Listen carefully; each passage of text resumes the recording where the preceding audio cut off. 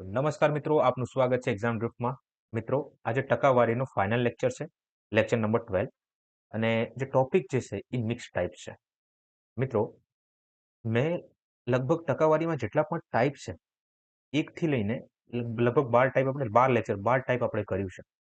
આટલું તમે કરી લો ને તો સ્ટેટ લેવલની જેટલી પણ એક્ઝામિનેશન છે, એટલે ગુજરાતમાં પૂછાતી જેટલી પણ એક્ઝામિનેશન છે, બરાબર, એ તમે આરામથી સોલ્વ કરી લેશો. ટકાવારી પૂછે ને એ આરામથી સોલ્વ કરી લેશો. જોડે જોડે સેન્ટ્રલ ગવર્મેન્ટ દ્વારા લેવાતી એક્ઝામિનેશનમાં પણ તમે ટકાવારીના ક્વેશ્ચનમાં ક્યાંય પાછા નહીં પડો, બરાબર. તો બસ મને આટલું જ કહેવું હતું. તો ચાલો હવે આપણે સ્ટાર્ટ કરીએ મિક્સ ટાઈપના ક્વેશ્ચન્સ. ઓકે, મિસેલેનિયસ ટાઈપ આ ફાઇનલ ટાઈપ છે. શું લખ્યું છે કે વિકાસે 3 પરીક્ષાએ આપી. 3 પરીક્ષાઓમાં તેણે મેળવેલા ગુણનો સંબંધિત ગુણોત્તર 3:5:6 છે. જે 3 પરીક્ષાના મહત્તમ ગુણનો સંબંધિત ગુણોત્તર 7, 11, 10 છે. જો તેણે કુલ 50% ગુણ મેળવ્યા હોય તો તેણે કેટલી પરીક્ષાઓમાં 50%થી વધુ ગુણ મેળવ્યા છે? મિત્રો, અહીં મહત્તમ ગુણ જે છે, મહત્તમ ગુણ મેક્સિમમ માર્ક્સ જે છે એ 7, 11 અને 10 છે. અને વિકાસે મેળવેલા ગુણ કેટલા છે? મેળવેલા ગુણ એ 3, 5 અને 6 છે.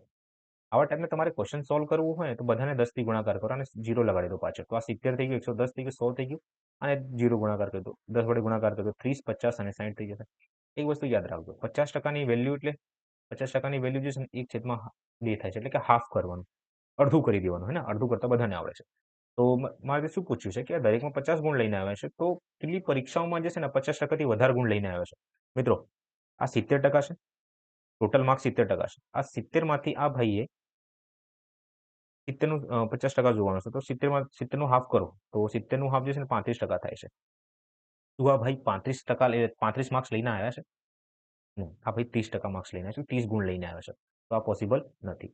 હવે 110નું જે છે તમે 50% કાઢો. 110નું 50% કાઢશો તો કેટલું થાય છે? 55 થાય છે. એટલે અડધું કર્યું મેં. શું આ ભાઈ 55 માર્ક્સ લઈને આવ્યા છે? ના, આ ભાઈ 55 માર્ક્સ લઈને નહીં આવ્યા. ઠીક છે. હવે 100નું તમે શું કાઢો? 50% કાઢો, એટલે હાફ કરવાનું, અડધું કરો. તો એ શું થઈ ગયું? 50 થઈ ગયું છે. તો હવે 50થી વધારે માર્ક્સ લઈને આવ્યા છે? યસ, 50થી વધારે માર્ક્સ લઈને આવ્યા છે. ધેટ્સ વાય એક પરીક્ષામાં જે છે ને આ ભાઈએ 50થી વધારે માર્ક્સ લઈને, તો તમારો જવાબ શું આવશે? 1 આવશે. ક્યાં પૂછાયું છે? MTS નું ક્વેશ્ચન છે. ઠીક છે. એક પરીક્ષામાં ઉમેદવારે 3 પેપર A, B, C માં બેસવાનું હતું. ઉમેદવારે પેપર A માં 75 ગુણ, પેપર B માં 80 ગુણ, પેપર C માં 60 ગુણ મેળવ્યા. જો પેપર A, B અને C ને સોંપેલ, ઓકે, નાઇસ ક્વેશ્ચન, વેઇટેજ અનુક્રમે 40, 50 એન્ડ 10 હતું, તો જ્યારે ત્રણેય પેપર એક સાથે લેવામાં આવ્યા ત્યારે ઉમેદવાર દ્વારા મેળવેલા ગુણની ભારિત ટકાવારી શોધો. I can say it is a nice question. કામ કરીએ, આપણે બધાની પહેલા ટકાવારી સુધી ફાઇન્ડ કરી લઈએ. તો હું ધારું છું કે paper A, paper B, paper C, આ બધા પેપર જે છે 100 માર્ક્સના છે. તો હું ધારું છું 100 માર્ક્સ, આ 100 માર્ક્સનું છે. હવે ભાઈ 100 માંથી જે છે ને 75 ગુણ લેવા છે, એટલે 75 માર્ક્સ લઈને આવ્યા છે. હે ને, 100 માંથી 100નું 75% એટલે 75/100, એટલે ડાયરેક્ટ 75.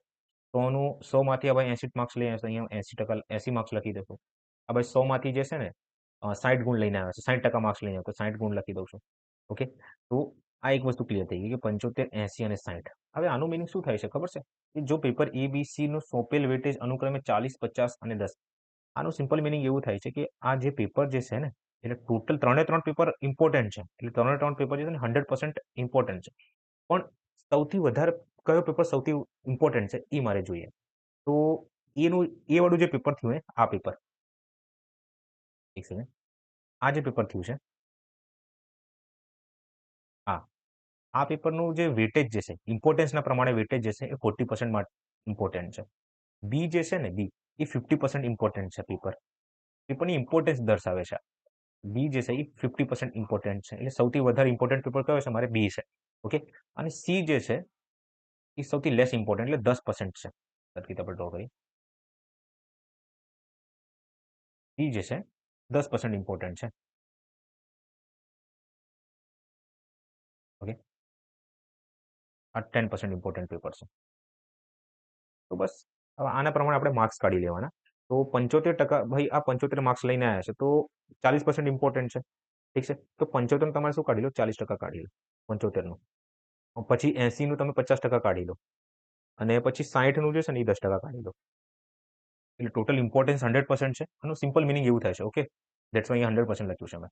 તો 75નો 40% જે છે ને 30 થાય છે, 80નો 50% 40 થાય છે, અને 60નું 10% જે છે આ ટકામાં છે, આ ટકામાં છે, એ 6 થાય છે. ઓકે, પ્રેક્ટિસ કરી છે એટલે લખ્યું છે. તો અહીં જવાબ મારે શું આવશે? 76%. 100માંથી જે છે ને આખે 3 પેપરની ઇમ્પોર્ટન્સ કેટલી છે? 76% છે. આ સિવાય પણ પેપર હોઈ શકે છે, પણ 76% માર્ક્સ ખાલી આ 3 પેપર રાખે છે, ઓલ ઓવર પેપરનું, બરાબર? તો 76% આવશે આપણો જવાબ. આનું મિનિંગ એવું હતું લાસ્ટ લાઈનમાં કે ઇમ્પોર્ટન્સ કેટલી છે આમ. ઓકે, ચાલો. તો મિત્રો આ ક્વેશ્ચન વાંચો કે મીઠાઈમાં ત્રીજો ભાગ ખાંડ છે, તો ખાંડની કિંમત હવે અગાઉની કિંમતની 7/6 છે. તો મીઠાઈની કિંમતમાં અસરકારક ટકાવારી વધારો શું છે? તો મીઠાઈનો ત્રીજો ભાગ ખાંડ છે, એનું મિનિંગ શું થાય છે કે એક મીઠાઈ છે. હવે મીઠાઈ ખાલી ખાંડની બનેલી ના હોય, હે ને? મીઠાઈમાં ખાંડ પણ હશે અને જોડે જોડે માવો કઈ હશે એનો, બરાબર? એ હું ધારું છું. ચાલો, હવે એવું કીધું છે મને કે થર્ડ ભાગ, 1/3 ભાગ, આનું મિનિંગ એવું થાય છે કે 1/3 ભાગ જે છે ખાંડ છે. એનું મિનિંગ કે 3 મીઠાઈ હોય ને, કે 3 ગ્રામ કે 300 ગ્રામ લઈ આવીએ, 300 ગ્રામ મીઠાઈ હોય. ઓકે, આમાંથી 100 ગ્રામ જે છે એ ખાંડ છે, 100 ગ્રામ જે છે એ ખાંડ છે, તો માવો જે છે ને એ 200 ગ્રામ હોય છે. હવે મને એવું કીધું છે કે જો ખાંડની કિંમત હવે અગાઉની કિંમતથી 7/6 થઈ જાય છે. અહીં પ્રાઇસ લખું છું ખાંડની, બરાબર? અહીં ઓલ્ડ છે, અહીં ન્યૂ છે. કે ઓલ્ડ પ્રાઇસ જે છે, જૂની પ્રાઇસ જે છે ને એ 6 છે, અને નવી પ્રાઇસ જે છે ને એ 7 છે. Okay, old price 6, new price 7 છે. તો મીઠાઈની કિંમતમાં અસરકારક ટકાવારી વધારો શું છે? અસરકારક. તો એવું ધારું છું કે 6 ગ્રામ જે ખાંડ જે છે, 100 ગ્રામ ખાંડ છે એ 6 યુનિટમાં આવે છે. તો 200 ગ્રામ માવો કેટલામાં આવશે? એકચ્યુઅલી આ બધા શું છે? ગુણોત્તરમાં છે. જો 6 ની વેલ્યુ 100 ગ્રામ હોય, કાં તો 100 ગ્રામની વેલ્યુ 6 યુનિટ હોય, તો 200 ગ્રામની વેલ્યુ કેટલી થઈ જશે? 12 યુનિટ. આ કઈ રીતે કર્યું છે? 100 ગ્રામની વેલ્યુ એ 200 ગ્રામ બરાબર છે, સોરી, 6 યુનિટ બરાબર છે. તો 200 ગ્રામની યુનિટ, 200 ગ્રામ બરાબર કેટલા યુનિટ? 200 ગુણ્યા 6 કરશો ને છેદમાં 100, એટલે 6 દુ 12 થઈ જશે, બરાબર? તો આ રીતે હું 12 યુનિટ આન્સર લઈને આવ્યો છું. ચાલો આગળ વધીએ આપણે. તો 6 યુનિટની વેલ્યુ કેટલી? હવે 12 થઈ ગઈ. મિત્રો, આમ થઈને ટોટલ જે વેલ્યુ છે આની મીઠાઈની, એ કેટલી થઈ ગઈ છે? 12 માં 6 18 થઈ ગઈ છે કિંમત. આ મીઠાઈ કઈ રીતે બનશે? ખાંડ અને માવાથી. ઓકે, તો ખાંડની જે વેલ્યુ છે, પ્રાઇસ કે કિંમત જે છે એ 6 યુનિટ છે, માવાની જે વેલ્યુ છે એ 12 યુનિટ બનશે. આનું ક્લિયર મિનિંગ એવું છે કેમ કે આ બધા ગુણોત્તરમાં છે, ધેટ્સ વાય. ઓકે, આ ગુણોત્તર કેમ લીધું? આવું મેં ધાર્યું છે તો જ દાખલો સોલ્વ થશે. ઓકે, હવે આગળ જુઓ. હવે મને કહે છે કે જે ન્યૂ પ્રાઇસ જે છે ને એ 7 છે. ન્યૂ પ્રાઇસ જે છે એ 7 થઈ જાય છે, 6 યુનિટથી 7 થઈ જાય છે. અને તો મીઠાઈની કિંમતમાં અસરકારક ટકાવારી વધારો શું છે? મિત્રો, આવા ટાઈપના ક્વેશ્ચન, આવા ટાઈપના શું કે ગમે તે ક્વેશ્ચન આપી દે તમને મેથ્સની અંદર, એને હંમેશા પોઝિટિવ અપ્રોચથી સોલ્વ કરવાનું. કયા અપ્રોચથી? પોઝિટિવ અપ્રોચથી. ઓકે, પોઝિટિવ અપ્રોચ એ લઈને સોલ્વ કરવાનો હોય છે. હવે આમાં ખાંડ વિશે કોઈ મેન્શન નથી કે અચળ છે કે નહીં, કંઈક લખ્યું નથી, બરાબર? તો આપણે એવું ધારવાનું કે ખાંડ જે છે ને એ અચળ છે, આમાં કોઈ ફેરફાર થતું નથી. તો ખાંડ અહીં પણ જે છે 12 યુનિટનો જ છે, એટલે 12 યુનિટમાં હું ખાંડ લઈને આવ્યો છું. ઓકે, તો ખાંડ કહું છું કે માવો જે છે હું 12 યુનિટમાં લઈને આવું છું, અને ખાંડ જે છે એ 7 યુનિટ થઈ જશે. હવે જે ટોટલ મીઠાઈનો ભાવ જે છે એ કેટલું બની ગયું છે? 12 એ 7 19 યુનિટ બની ગયું છે. તો શું પૂછ્યું મારાથી? તો મીઠાઈની કિંમતમાં અસરકારક ટકાવારી વધારો શોધો. તો પહેલા હું 18 રૂપિયામાં જે મીઠાઈ લઈને આવતો હતો, કે 18 યુનિટમાં હું મીઠાઈ લઈને આવતો હતો, હવે એ જ મીઠાઈ છે હું 19 રૂપિયામાં લઈને આવું છું. તો કેટલાનો વધારો થયો? 1નો વધારો થયો છે. કોના ઉપર? 18 ઉપર. તો ટકાવારી મારે શોધવાની છે, તો ગુણ્યા 100 કરી દઈશ, તો 100/18% વધારો થયો છે. 100/18%. ઓકે, હોપ તમને ખબર પડી હશે. આગળ વધીએ આપણે. તો કઈ રીતે આવ્યું? કેમ કે આઈ થિંક અમને આ રીતે ટકાવારી ના આવે આમાં ઓપ્શનમાં, કેમ કે આનું ગુણાકાર કરું હું તો 100/18 થઈ જશે, 100/18 થઈ જશે. ઓકે, ઠીક છે, જે છે એ છે. 100/18 આપણો જવાબ આવ્યો. મિત્રો, આ ક્વેશ્ચન વાંચો કે દર મહિને એક માણસ 20 કિલો ચોખા અને 8 કિલો ઘઉં વાપરે છે.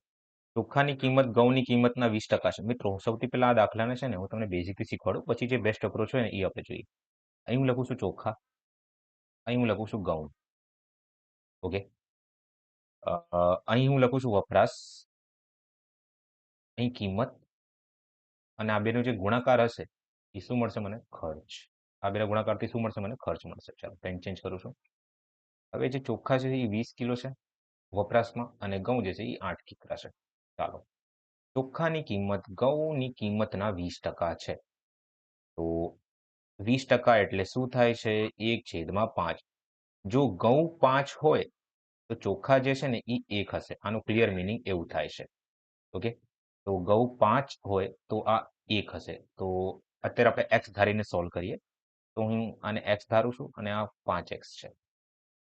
આગે દેખતે હૈ. જેના પરિણામે ચોખા અને ઘઉં માટે કુલ ખર્ચ રૂપિયા 300 છે. એનું મિનિંગ શું? કે આપણે બેનું ગુણાકાર કરીએ તો ખર્ચ કેટલો આવશે?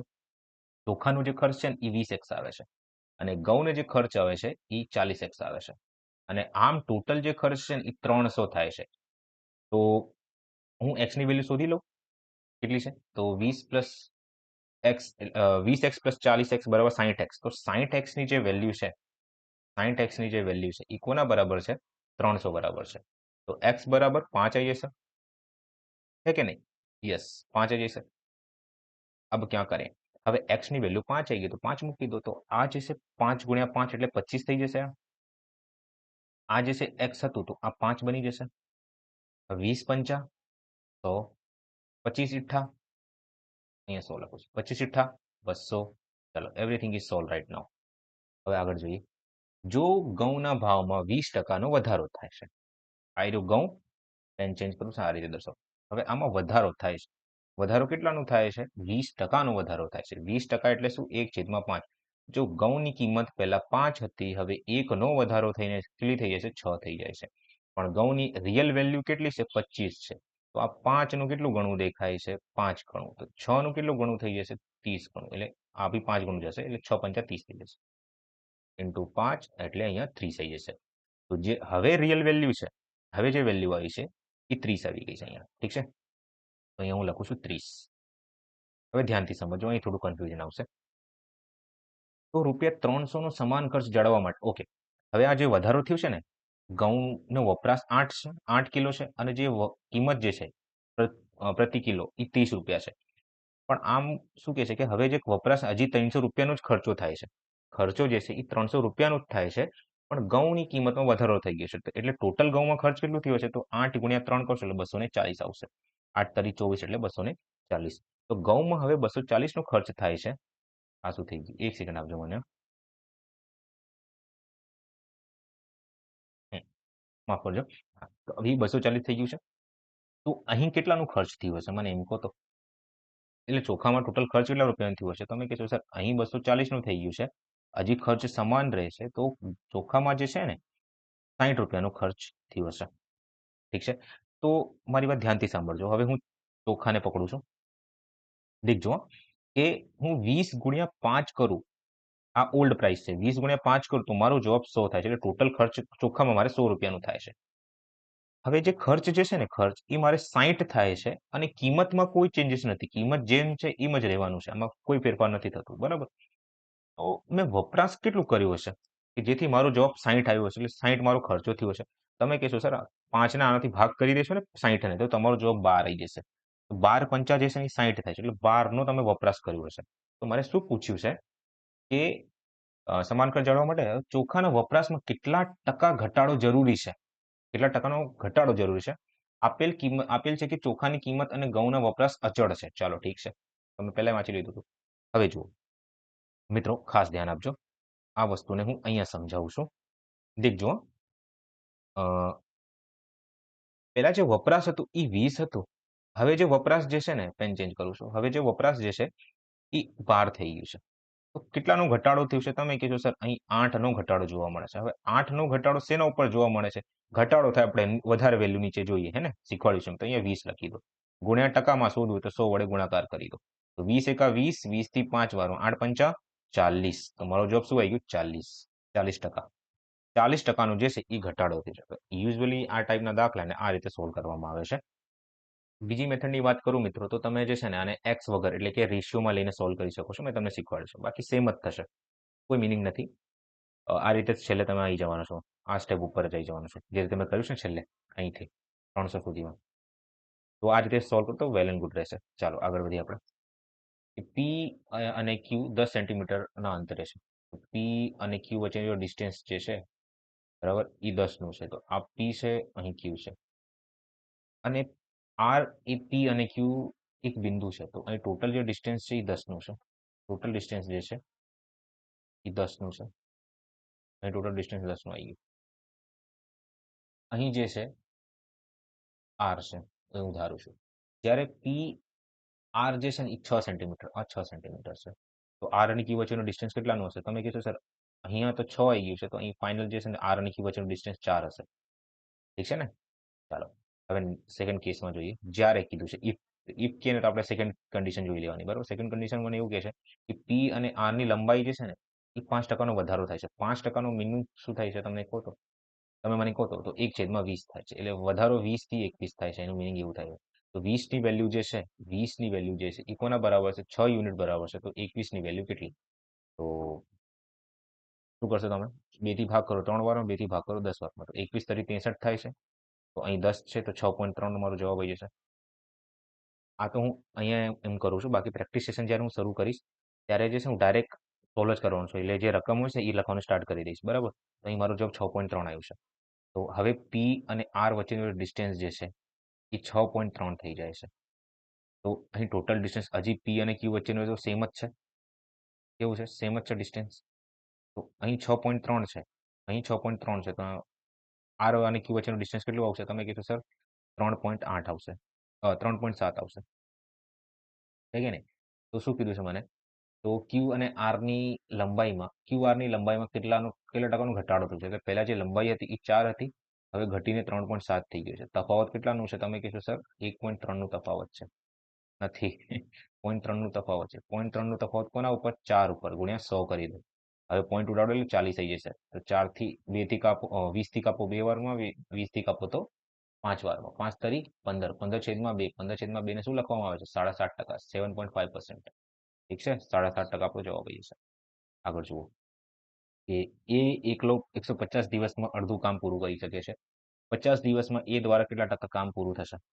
ભાઈ 150 દિવસમાં જો આ ભાઈ અડધું કામ એટલે કે 50% કામ કરે છે, 50%, તો 50 દિવસમાં આ દિવસ છે અને આ ટકાવારી છે.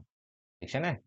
આ દિવસ છે. ચાલો, તો 50 દિવસમાં કેટલા ટકા કાર્ય પૂર્ણ કરશે? તો 50 ગુણ્યા 50 છેદમાં 150, 50 એકા 50, 50 6 150, 50 ભાગ્યા 6 કરશો તો 6, 50 ભાગ્યા 50 તરી આવશે, 50 તરી આવશે, 50 તરી. તો 16 તરી 48 થાય છે. તો અહીં 16 પોઈન્ટ સમથિંગ મારો જવાબ આવશે. તો એક જ જગ્યા 16 પોઈન્ટ દેખાય છે મને, 16.67. ચાલો, રનિતાની સાપ્તાહિક આવકના 57%, ભાસ્કરની, ઓકે, રનિતાની આવકના 57% એ બરાબર છે ભાસ્કરની આવકના 73%. તો આર અને બી ની જે વેલ્યુ છે, આર માટે જે વેલ્યુ છે, સોરી, આ રીતે દર્શાવવાનું છે કે આર માટે જે વેલ્યુ છે એ 76 છે, બી માટે જે વેલ્યુ છે એ 57 છે. તો અહીંયા 57 લખી દો. હવે આપણે ભાગ કરશું. તો 19 તરી 19 ચોક ને અહીંયા 3 આવશે. એટલે કે આર અને બી ની જે વેલ્યુ છે 4/3 છે. હવે મને એવું કીધું છે કે જો રનિતાની સાપ્તાહિક આવક ₹400 ઘટી હોત, કે હું એમ કહું છું કે આ 4x છે, આ 3x છે, તો 4x - 400 થઈ જાત. ઓકે, 4x - 400 થઈ જાત. જ્યારે ભાસ્કરની સાપ્તાહિક આવકમાં કોઈ જે ફેરફાર ન થાય. ઓકે, તો રનિતા અને ભાસ્કરની જે સાપ્તાહિક આવકનો ગુણોત્તર જે છે ને એ 6:5 થઈ જાય. તો ગુણોત્તર 6:5 છે ને, આને આ રીતે પણ લખી શકાય કે 6/5. ઓકે, મેં શીખવાડ્યું છે તમને. હવે ક્રોસ ગુણાકાર કરો તો તમારે 12x - 400 ના લખાય, અહીંયા 2000 આવશે. 2000 બરાબર 6 તરી 18x લખવામાં આવે છે. તો x ની વેલ્યુ જે છે, શું પૂછ્યું હવે? તો ભાસ્કરની સાપ્તાહિક આવક કેટલી છે? તો શોધી લ્યો, એમાં શું થઈ ગયું? તો x ની વેલ્યુ જે છે એ કેટલું આવશે? 12x ને પેલી બાજુ મોકલો, કાં તો હા, 12x ને પેલી બાજુ મોકલજો જરાક. ઘટી છે. હા હા હા, કેમ આવું થાય છે? ચલો, 2000 બરાબર 6x લઈએ આપણે. તો 12x માઇનસ 2000 બરાબર 18x. તો 18x ને જો આ બાજુ 12x ને પેલી બાજુ લઈ જાઉં છું તો આ 2000 માઇનસ નો 2000 આન્સર આવે છે. આવું કેમ થાય છે? એક ફેરફાર તો નહીં કર્યો ને આપણે કે રણિતા અને ભાસ્કર છે તો 4x માઇનસ 19 તરી 19 ચોક 76 19 તરી 57 4x માઇનસ 400 થાય છે 6/5 થઈ ગયું છે 5 ચોક 20 અહીંયા 20 આવશે. થાય યાર અહીંયા 20 આવશે. તો ભાગ કરતો અહીંયા 2x બરાબર 2000 તો x બરાબર 1000 x ની વેલ્યુ મારે 1000 છે. તો આની ખાસ કરીને સાપ્તાહિક આવક કેટલી છે 3x છે તો 3 ગુણ્યા 1000 એટલે કે 3000. ઠીક છે, થઈ જાય છે. ચલો આગળ વધીએ આપણે. એક પરીક્ષામાં 800 છોકરાઓ અને 600 છોકરીઓ છે. 800 બોયઝ, અહીંયા બોયઝ લખું છું, અહીં ગર્લ્સ લખું છું. 800 છોકરાઓ છે, 600 છોકરીઓ છે. 40% છોકરાઓ અને 60 આનું 40% અને આનું જે છે ને 60% છોકરીઓ પરીક્ષામાં પાસ થયા છે. કુલ વિદ્યાર્થીઓ નાપાસ થયેલા વિદ્યાર્થીઓની ટકાવારી. કુલ વિદ્યાર્થીઓમાંથી ટોટલ વિદ્યાર્થીઓ કેટલા છે આમાં 1400 છે. તો મિત્રો 40% જો પાસ થયા હોય 40% જો પાસ થયા હોય તો નપાસ કેટલા થયા છે છોકરાઓમાં? તમે કીધું છે 60% નપાસ થયા છે. આ નપાસ વાળા છે, નાપાસ અને આ પાસ વાળા છે. મિત્રો અહીંયા જો 60% પાસ થયા હોય છોકરીઓમાં તો કેટલા નાપાસ થયા હોય? નાપાસ. તમે કહેશો સર 60 નાપાસ ને 40 જે છે એ નપાસ હશે, પાસ હશે. ઓકે, તો હવે શું કરશો? 800 ના ડાયરેક્ટ 800 ના ચેન્જ કઈ પેન હાલ તમે ડાયરેક્ટ શું કરશો હવે કે 800 ના 60% જે છે એ નપાસ હશે પ્લસ 600 ના 40% જે છે એ નપાસ હશે. આ ટોટલ કોના બરાબર છે? કોના એટલે કેટલા ટકા છે? કોના? 1400 ના. ઠીક છે, અત્યાર સુધી તમને ખબર પડી ગઈ છે મેં શું કર્યું છે. તો અહીં જે મારો જવાબ છે એ 48480 આન્સર આવે છે. અહીં મારો 240 જવાબ આવે છે, છેદમાં 1400 છે. ઓકે, તો હવે આ જ વસ્તુનો અહીંયા ઉપર સોલ્વ કરું છું. ઠીક છે, અહીંયા દેખજો 8 4 12 4 ને 2 6 720 છેદમાં 1400 ગુણ્યા 100 કરો. તો આને ભાગ કરશો ને તો 14 ભાગ્યા 720 720 ભાગ્યા 14 કરો તો 14 પંચા 100 ને 14 પંચા 700 થઈ જશે. 700 સુધી પહોંચી જશો 50 વારમાં. અને હજી એક મારે લેવું પડશે તો એક 51 આવશે. 51 પોઈન્ટ સમથિંગ મારો જવાબ આવશે. 51 પોઈન્ટ સમથિંગ આવી રહ્યું એક જ જગ્યાએ દેખાય છે મને. આ કઈ રીતે કર્યું? આ ભાગ કર્યું છે. ના ફાવે તો આ રીતે ભાગ કરી શકો છો તમે. 720 ભાગ્યા 14 બરાબર. તો તમારો જવાબ આ જ આવશે 51 પોઈન્ટ સમથિંગ. ઓકે મિત્રો, આ ક્વેશ્ચન જો કે ભૂષણની માસિક આવક ₹45,000 છે અને તેનો માસિક ખર્ચ 33,000 છે. જો તેની માસિક આવકમાં 22% વધારો થાય અને માસિક ખર્ચમાં 11% વધારો થાય તો તેની નવી માસિક બચત શું છે? તો હું શું કરું છું કે આ 45,000 છે તો આને 45 લખી દઉં છું, બધાને ગુણોત્તરમાં કન્વર્ટ કરી દઉં છું. તો આને હું 33 લખી દઉં છું. ઠીક છે, તો જ્યાં મારી આવક જે છે એ 45 છે તો અને જે મારું ખર્ચ જે છે ને એ 33 નું છે તો બચત કેટલા રૂપિયાનું કરતો હોઈશું?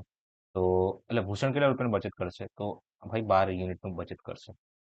હવે આગળ સોલ્વ કરો. અને જે મેન મારે જે બચત થાય છે ને એ 12,000 નું થાય છે. ઠીક છે ને, ચાલો હવે આમાં જે છે ને 22% વધારો થઈ રહ્યું છે, અહીં જે છે એ 11% વધારો થઈ રહ્યું છે અને અહીં જે છે એ એક્સ રૂટનો હું ધારું છું કે વધારો થશે. ઓકે, ચાલો તો 45 ગુણ્યા 22 કરું તો મારો જવાબ જે છે 990 આવશે. 33 ગુણ્યા 11 કરું તો 363 મારો જવાબ આવશે. આટલી સ્પીડમાં કઈ રીતે કરો છો શીખવાડીશું મેં તમને. ઓકે, જો આ 45 ગુણ્યા 22 જે છે ને આનું ક્લિયર મિનિંગ થાય છે 9 એટલે 90 થાય છે. હવે કેમ 90 લખ્યું મેં? કે આને આ રીતે લખી શકું છું 11 ગુણ્યા 2 તો 45 ગુણ્યા 2 90 થાય છે. 90 ગુણ્યા 11 કરું તો 990 થાય છે. એટલે ડાયરેક્ટ હું 990 લખું છું. આ 33 ગુણ્યા 11 363 કઈ રીતે લાયા? તો 33 ગુણ્યા 11 મેં તમને ટ્રીક શીખવાડી છે. ટ્રીક એટલે કે મેથડ શીખવાડી છે મેં તમને. અહીં 3 લખવાનું, અહીં 3 લખવાનું. 3 + 3 6 થઈ જશે. 363 લખી દેવાનું છે ને. ફર્સ્ટ લેક્ચર, સૌથી ફર્સ્ટ લેક્ચર હતો ફાસ્ટ કેલ્ક્યુલેશન વાળું. અને અહીં વિશે હું ધારું છું કે 22 નો વધારો થાય છે. ચાલો તો આ 990 363 અને 12x તો આને સોલ્વ કરું છું તો 990 આ બાજુ લઈ જાઉં છું તો મારો જવાબ 627 આવી જશે. ઓકે, આ બાજુ લઈ જાઉં છું તો મારો જે જવાબ છે 627 આવી જશે. એ કોના બરાબર છે? 12x બરાબર છે. તો x ની વેલ્યુ જે છે ને એ 627/2 આવી ગયું છે 12. તો આટલાનો વધારો થયો છે. આનો મિનિંગ શું છે? શું થયું કે જે કઈ મારી વેલ્યુ હતી આમાં આટલાનો વધારો થયું છે, ટકાનો વધારો થયું છે. ઓકે, તો આને કઈ રીતે દર્શાવી શકું છું? તો આ એક્સ ની જગ્યા 12,000 છે. 12,000 નું ડાયરેક્ટ જો હું આટલું કાઢું 627/100 કાઢું છું, એનો વધારો થાય છે. તો આ મારો જવાબ કેટલો આવ્યો? 12 થી 12 કપાઈ જશે. હાલ પેલા 12 થી 12 કપાઈ જશે. તો અહીં જે મારો જવાબ જે છે ને 6270 જવાબ આવ્યો છે. ઠીક છે. તો આટલાનો વધારો કરવાનો છે મારે. કોનામાં? 12,000 માં.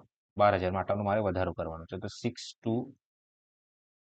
6270 નો વધારો કર્યો. તો તમારો જવાબ 18,270 આવી જશે. 18,270 રૂપિયા. તો ખબર ના પડી શું કરવું અહીંયા. મિત્રો, અમે અહીં સુધી ખબર પડી છે મેં x બરાબર 62/7 કઈ રીતે લાવ્યો? આ બેઝિક મેથડ બધાને ખબર છે, હે ને? હવે અહીંયા જુઓ.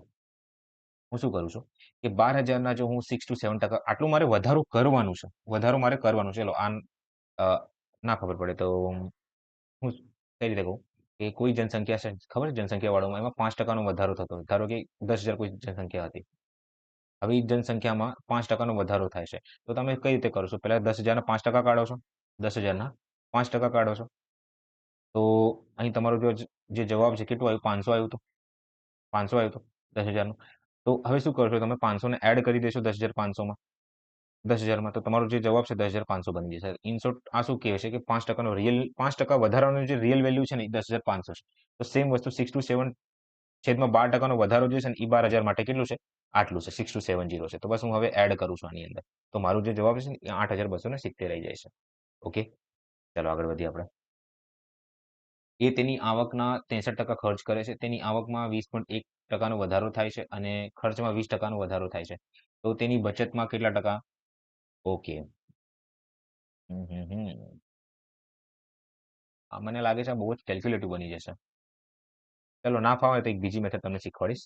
બરાબર? જ્યાં મને વધારે કેલ્ક્યુલેશન લાગશે ત્યાં જ હું મૂકી દઈશ આ મેથડને. ઓકે, તો એ તેની આવક 65% ખર્ચ કરે છે. તો 65% કોઈ આની આવક હું ધારું છું 100% છે. 100%માંથી કે 100x છે. 100x માંથી 65x ખર્ચ કરે છે. તો 35x બચાવતો હશે. 35x બચાવતો હશે અને 100x આની આવક છે.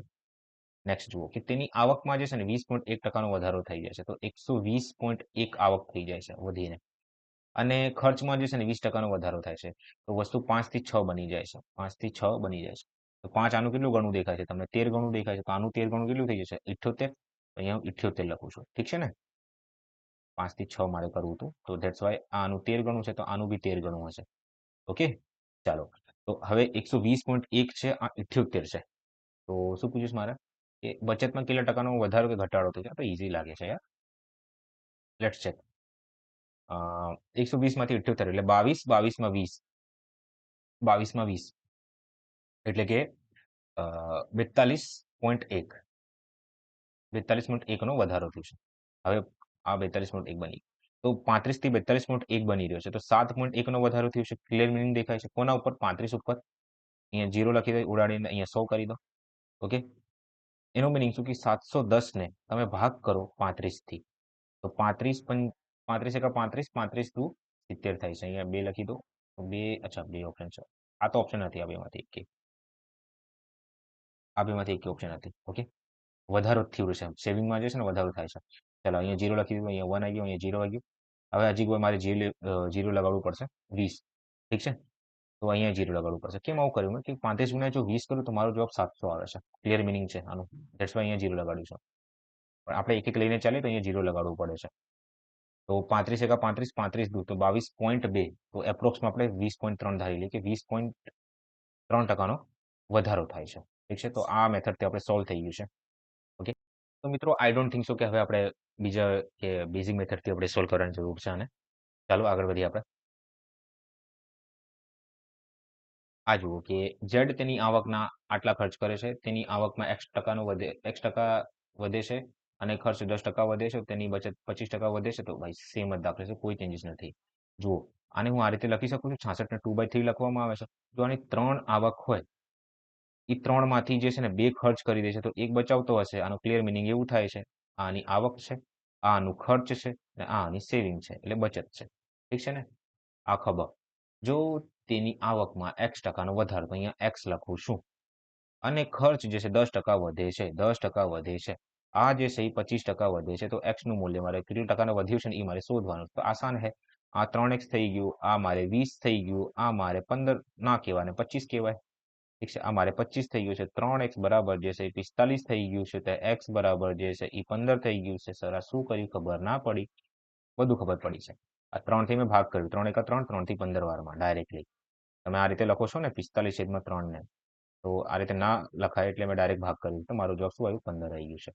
ઓકે, તો 15 આવે. આગળ વધીએ.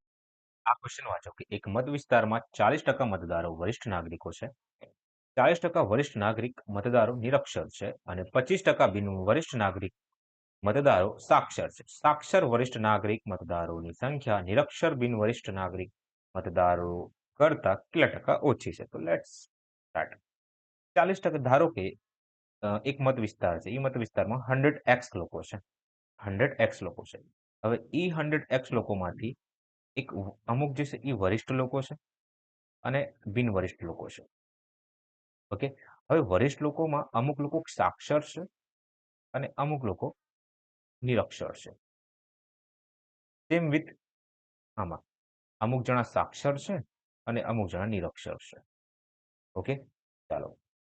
તો 100x લોકો હતા. હવે 100x માંથી જે છે ને 40x જે છે, 40x એ વરિષ્ઠ નાગરિક છે. તો 100x નો 40x કાઢશો તો 40% કાઢશો તો તમારો જવાબ શું આવશે? 40x વરિષ્ઠ નાગરિક છે.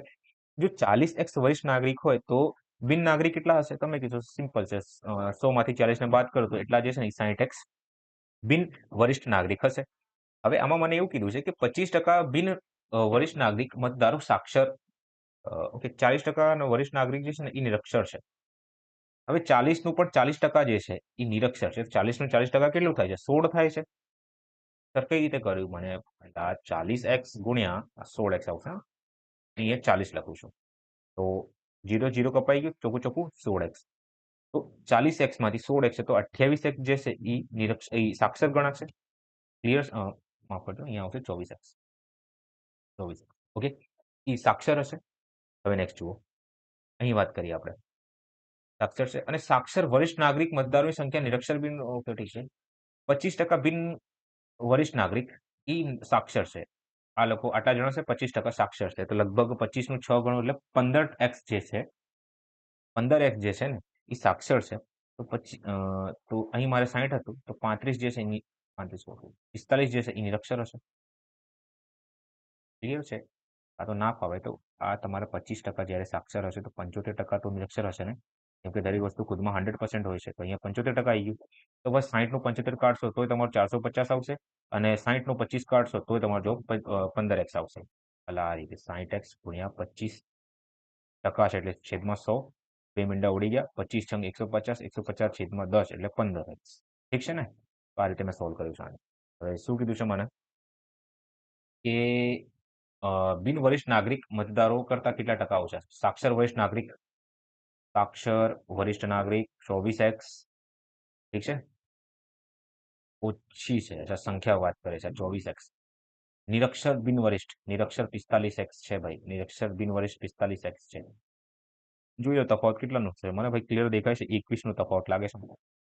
હવે 21 નો તફાવત જે છે એ ઓછું છે, તો વધારેમાં લેવાનું હશે. અહીંયા 45 લેવું પડશે મારે. ઠીક છે ને? 45x ઇન્ટુ 100 કરી દો. ઓકે, કેમ કે ઓછી અહીંયા લખીશું, કેટલી ઓછી છે એ કીધું છે. તો 3 થી ભાગ કરો તો 7 વારમાં 3 થી ભાગ કરો તો 15 આવશે. 700 ને જે છે ને 700 ને 15 જોડે ભાગ કરો. 700 ને 15 જોડે ભાગ કરો. હજી સાદુરૂપ શક્ય છે આમાં, તો પછી ભાગ કરજો. હજી પોસિબલ છે. અને 5 થી ભાગ કરું તો 3 વારમાં, 5 થી ભાગ કરું તો 20 વારમાં. હવે 210, 140 છેદમાં 140 છેદમાં 3 આવ્યું છે. હવે પોસિબલ નથી. હવે તમારે ભાગ તો કરવું જ પડશે આને. ભાગ કરીએ તો 140, અહીંયા 3 લગાવું છું. 3 4 તરી 12, 15 થઈ જશે. અહીંયા 12 આવી જશે. 2 0 6 46.23. 46.2 છેદમાં 3 જે છે એ આપણો જવાબ હશે. ઓકે, હવે અહીં સુધી તમને ખબર છે મેં શું કર્યું છે. ઓકે, ના ખબર પડે કમેન્ટમાં લખો. ઓકે, તો મિત્રો આજે આપણું ટકાવારીને લઈને જેટલા પણ કન્સેપ્ટ હતા, concept, type, everything is over, plus practice. Okay, plus practice ગણી લો. Everything is over. Everything is over. Okay, ટકાવારી લઈને હવે તમે ક્યાંય કોઈ પણ એક્ઝામમાં પાછા નહીં પડો. આટલી વસ્તુ કરી લીધું ને તમે, ઠીક છે? તો હવે જે નેક્સ્ટ લેક્ચર હશે એ હશે ગુણોત્તરને લઈને. ઓકે, ગુણોત્તરને લઈને હશે. લગભગ 4 થી 5 કલાકનું લેક્ચર હશે. એ એટલું લાંબુ નથી. ઠીક છે, 4 થી 5 કલાકનું લેક્ચર હશે. એ લગભગ 2 લેક્ચર લાગશે મને પૂરા કરાવવામાં આને. ઠીક છે, 4 થી 5 કલાકનું લેક્ચર હશે આવર્સનું, અને 2 લેક્ચરમાં લગભગ પૂરા થશે. હું ટ્રાય કરીશ કે 2-2 કલાકના 2 વિડીયો અપલોડ કરી દઉં એટલે થઈ જાય આપણું, બરાબર? તો ગુણોત્તર નેક્સ્ટ ચેપ્ટર હશે. અને one last thing, thank you for watching. Thank you for watching. મળીએ નેક્સ્ટ લેક્ચરમાં.